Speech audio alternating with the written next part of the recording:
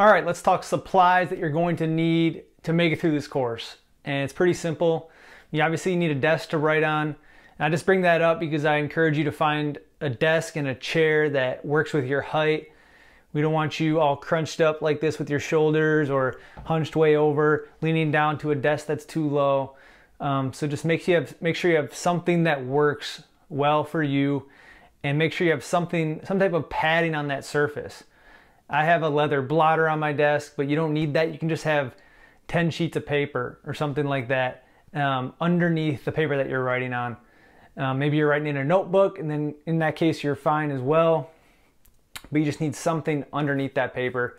And the easiest thing that most people have is 10 pieces of blank paper to write on top of. That's going to give you that nice cushion to write. And to write, you're going to need a pen. I'm just using a rollerball, one of these rollerball pens. You can use whatever you want. I mean, a ballpoint pen, a gel pen, a fountain pen. All those things work well. You can use a pencil if you want. Pencils just are a little annoying because we'll be doing a lot of writing and you'll have to sharpen them over and over again as you go through the lessons. I would avoid any type of felt tip marker or flexible nib pen. Felt tip, just those wear out fast and you're just going to ruin that pen writing with it a lot. And a flexible nib, we don't need any flex in our pen to do this type of cursive script, so there's just no point in using a flexible nib.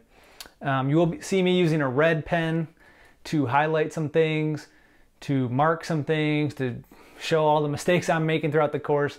And you might want some type of other colored pen than what you're using to highlight and to draw on top of your work and analyze your work as you go through the lessons.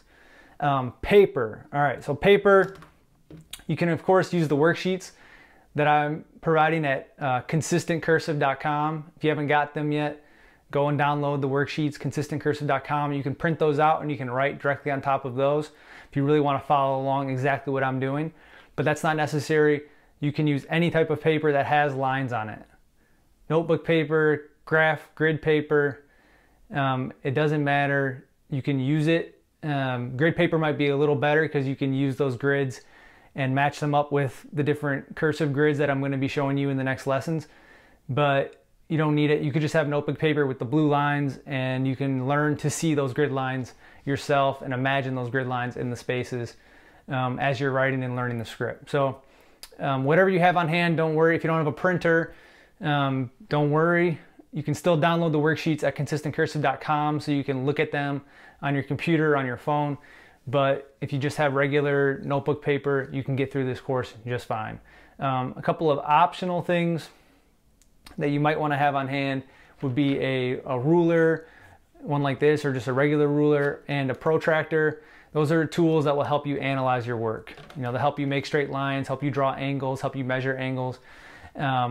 Those things, you might find them handy as you're analyzing your work. All right, so that's it. That's everything you need. Those are all the supplies to get through this course.